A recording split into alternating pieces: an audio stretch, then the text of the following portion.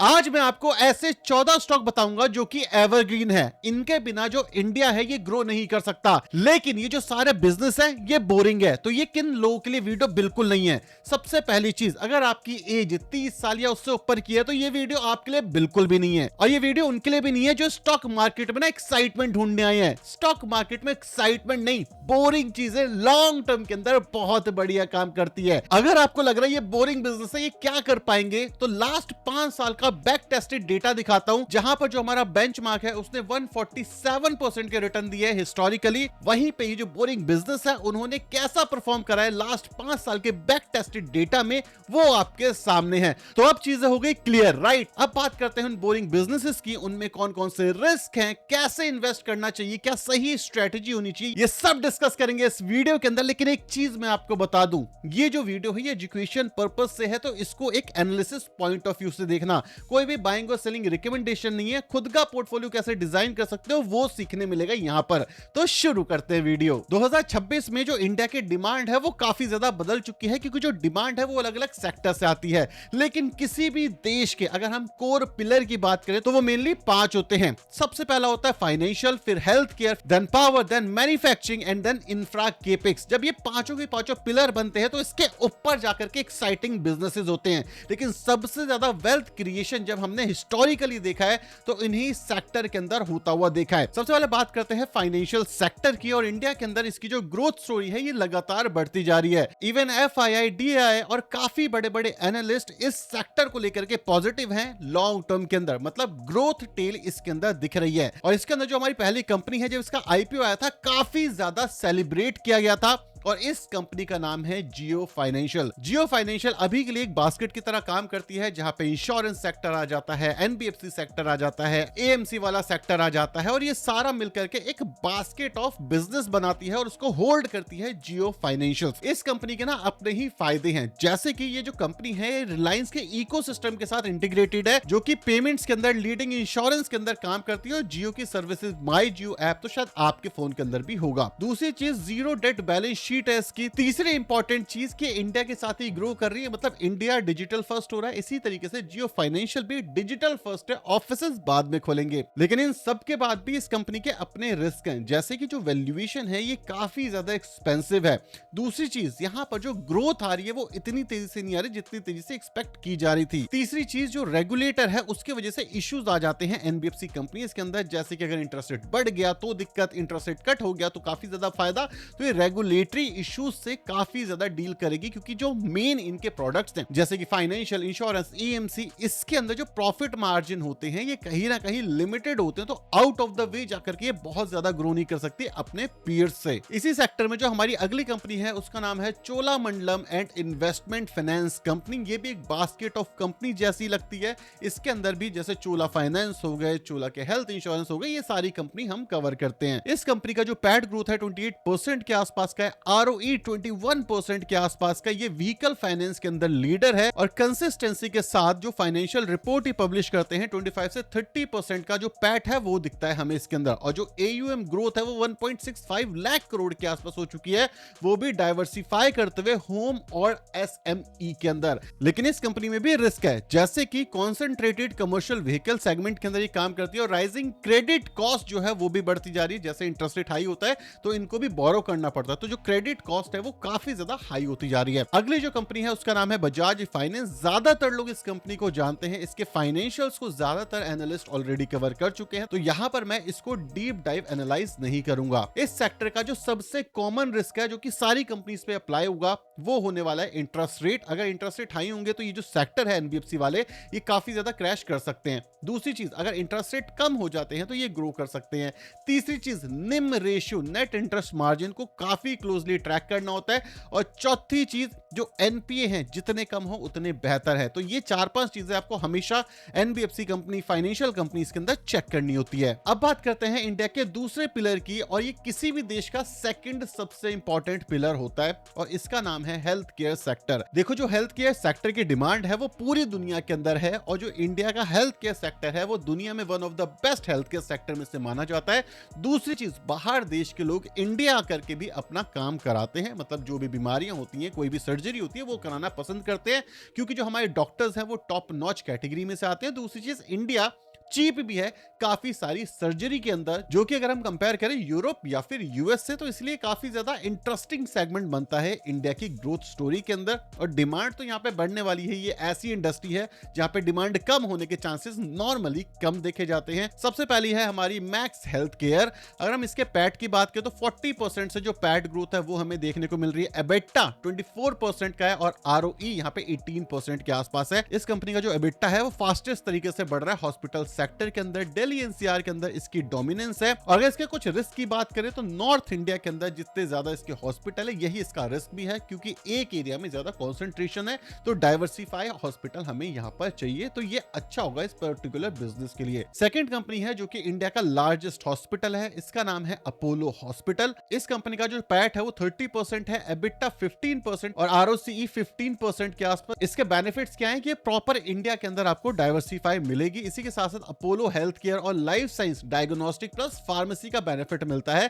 Digital health Apollo 24/7 India की largest digital health platform भी आपको दिखता है। तो ये ओवरऑल तरीके से डाइवर्सिफाई है, मतलब डिजिटल भी है, फिजिकल भी है, पैन इंडिया में भी है। तो एक्सपेंशन जो है वो ऑलरेडी काफी ज्यादा हो चुका है। सैचुरेशन की साइड हम कह सकते हैं धीरे धीरे जा रहा है, लेकिन डिमांड की वजह से जो टेलविंड है सेक्टर की वही अपने आप में काफी ज्यादा है। लेकिन रिस्क क्या है? डेट। जो इसका डेट है वो काफी तेजी से बढ़ रहा है। फार्मा सेगमेंट जो है उसका जो मार्जिन है वो प्रेशर में है और कॉम्प्लेक्स मल्टी एंटिटी स्ट्रक्चर की वजह से जो बिजनेस है उसको मैनेज करना थोड़ा सा अभी मुश्किल हो रहा है, जो हमें इनकी मैनेजमेंट मीटिंग के अंदर भी देखने को मिलता है। अब बात करते हैं अपने तीसरे सेक्टर की। इंडिया जो है वो भूखा है, वो पावर का भूखा है, क्योंकि आने वाले टाइम पे डेटा सेंटर चाहिए, सेमीकंडक्टर चाहिए, इंडस्ट्री चाहिए, हम सबको बिजली चाहिए।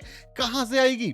पावर सेक्टर से, ट्रांसमिशन सेक्टर से। और ये जो सेक्टर है इसकी डिमांड बढ़ने वाली है और इंडिया के अंदर जो केपेक्स है वो काफी तेजी से हो रहा है। जो गवर्नमेंट है वो भी काफी ज्यादा पुश कर रही है। तो इस इंडस्ट्री के अंदर आपके पास दो मेन बिजनेसेस आते हैं। सबसे वाला बिजनेस है टाटा पावर। इसका जो पैट ग्रोथ है वो 20% है, एबिटा 14%, आरओई 14%। इसका जो पॉजिटिव साइन है वो है रिन्यूएबल एनर्जी की साइड ये पिवट कर चुके हैं और 2027 तक 6 गीगावाट को ये टारगेट कर रहे हैं। सोलर ईपीसी ग्रो कर रहे हैं काफी तेजी से।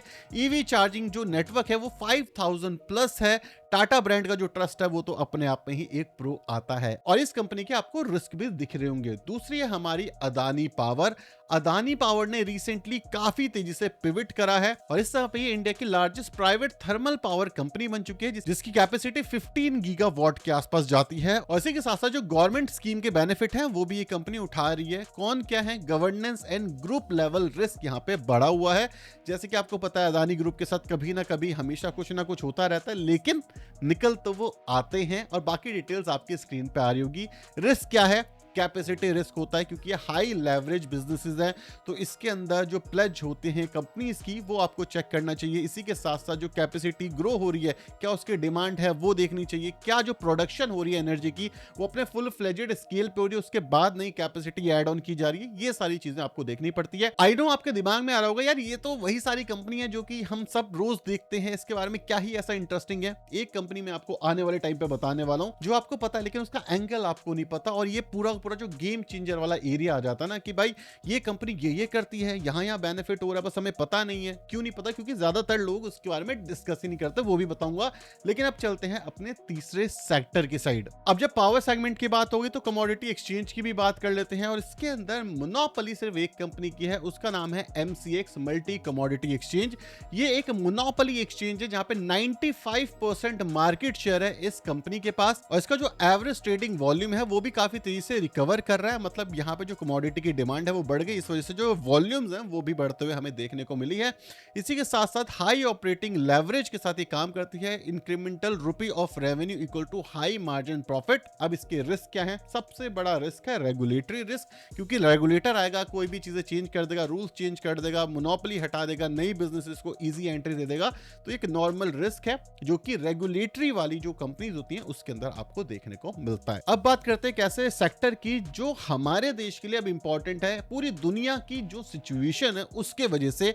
मैं बात कर रहा हूं डिफेंस सेक्टर की, और डिफेंस के अंदर ना चीजें काफी तेजी से चेंज हो रही है, और इंडिया का डिफेंस सेक्टर भी चेंज हो रहा है। आज से 5 साल 10 साल पहले अगर आप इंडिया डिफेंस देखते तो हम सिर्फ अपनी चीजों को ही मैन्युफैक्चर करते थे, लेकिन आज की डेट के अंदर जो हमारे प्लेयर्स हैं वो एक्सपोर्ट ओरिएंटेड भी हो चुके हैं। तो इसी वजह से यहाँ पे दो कंपनी हम डिस्कस करेंगे। सबसे पहली कंपनी है हिंदुस्तान एरोनॉटिक्स। क्यों? क्योंकि इनके पास जो कंफर्म्ड ऑर्डर बुक है वो 94,000 करोड़ के आसपास की है। ये मल्टी ईयर रेवेन्यू की विजिबिलिटी देता है। और हिंदुस्तान एरोनॉटिक्स के जो प्रोडक्ट हैं जैसे कि तेजस हो गया, MK1A हो गया, STT-40 ध्रुव हो गया, मल्टी पाइपलाइन न्यू प्रोग्राम्स हो गए, ये इन सारी चीजों के अंदर काम करती है। और इसका सबसे बड़ा मोट जो है वो 100% डोमेस्टिक प्रोक्योरमेंट प्रायोरिटी मिल जाती है आत्मनिर्भर भारत स्कीम के अंदर। यहाँ पर आपको रिस्क भी दिख रहा होगा कि जो प्रोडक्शन कैपेसिटी है वो लिमिटेड है, तो यहाँ पे जो रेवेन्यू ग्रोथ है वो स्टैग्नेंट हो जाती है। मतलब अगर रेवेन्यू बढ़ाना है तो प्रोडक्शन की जो कैपेसिटी है वो बढ़ानी पड़ेगी।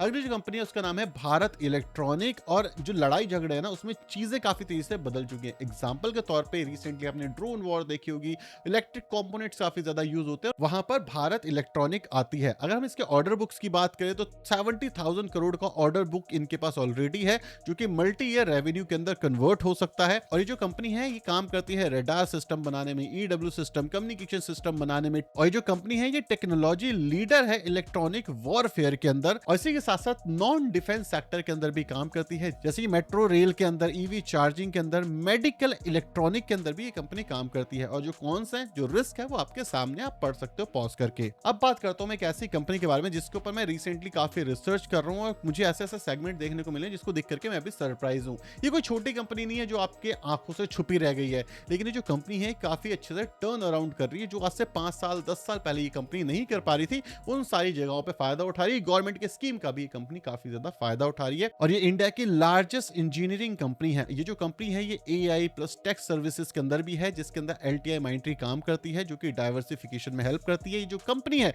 ये hydro, nuclear, defence, data centre, all mega trend के अंदर प्रेजेंट है। ट्रेंड के अंदर जो लीडर होता है, जो हर सेगमेंट में काम करता है, ये उस लीडर की तरह निकल के आ रही है। लेकिन इसके अंदर रिस्क क्या है कि जो मार्जिन प्रेशर है वो रिस्क होता है, क्योंकि कॉम्प्लेक्सिटी बढ़ गई है, स्केल बढ़ चुका है, तो मार्जिन कहीं ना कहीं रिस्की बन जाता है कि भाई मार्जिन ये सस्टेन कर पाएगी या फिर नहीं कर पाएगी। दूसरा रिस्क है ओवरसी। आपको पता है मिडिल ईस्ट के अंदर जो वॉर हुई उससे भी यहाँ पर रिस्क है कि भाई जो प्रोजेक्ट आ गए क्या वो कन्वर्ट होंगे, ऐसा तो नहीं पॉज हो जाएगा, ये भी एक रिस्क है। तीसरा रिस्क होता है वर्किंग कैपिटल। देखो जब भी आप कोई बड़ा प्रोजेक्ट बनाते हो ना तो थोड़ा पैसा आपको मिलता है और थोड़ा आपको खुद की जेब से लगाना पड़ता है, तो जो वर्किंग कैपिटल है वो एक रिस्क बन जाता है कि भाई वो रिकवर कर पाएंगे, कब कर पाएंगे, ये एक छोटा सा रिस्क होता है। अब ये हमने कंपनी जान ली, ये सारी कंपनी आपको पता होंगी, लेकिन अब जो स्टेप्स हैं वो ज्यादातर लोग मिस कर जाएंगे और यहीं पे सबसे बड़ा लॉस होता है। वीडियो के स्टार्टिंग में मैंने बोला था कि 25 साल के आसपास के लोगों के लिए अच्छा है। ऐसा क्यों बोला था अब एक्सप्लेन करता हूं।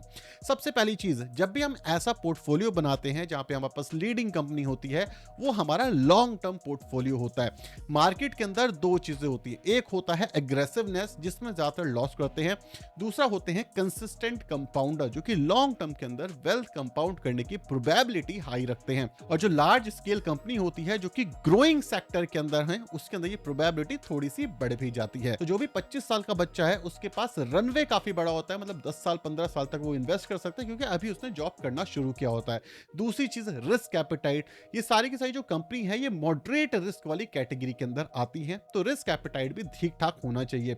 Maximum draw down in companies के अंदर लास्ट 5 साल में हिस्टोरिकली जो हमने देखा वो देखा मैक्सिमम 30 to 35% के आसपास। एवरेज कंपनी का जब हमने निकाला ये हमें देखने को मिला। चौथी चीज की कोई भी कंपनी कितनी अच्छी कितनी बुरी है ये किसी को नहीं पता, और टाइम के साथ साथ ये जो पोर्टफोलियो है ये अपडेट होता रहेगा कंपनी की रिक्वायरमेंट के अकॉर्डिंग।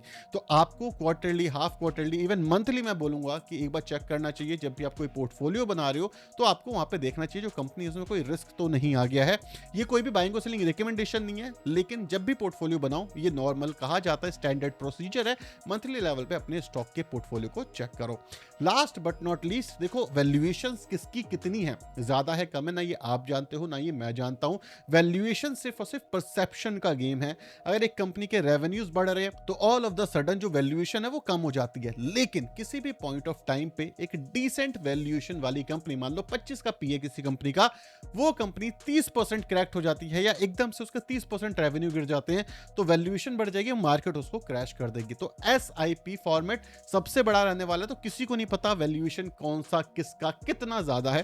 तो SIP अच्छा रहता है, ये रिस्क को हेज करने में हेल्प करता है और ये एक सिंपल पोर्टफोलियो डिजाइन करने में भी हमारी हेल्प करता है, सस्टेनेबल पोर्टफोलियो डिजाइन करने में भी हमारी हेल्प करता है, जो हम लॉन्ग टर्म तक होल्ड कर सकते हैं। अगर आपको ये वीडियो पसंद आई है तो आपको ये वीडियो भी पसंद आएगी। जो मेगा थीम चल रही है AI डेटा सेंटर की, वो हमने पूरी तरीके से डिस्कस करी है इसके अंदर। अभी तक वीडियो पसंद आ रही है, वीडियो को लाइक और चैनल को सब्सक्राइब कर दो जल्दी से। इतने सारे लोग देखते हो बट यार सब्सक्राइब क्यों नहीं करते? फ्री है भाई, कर दो।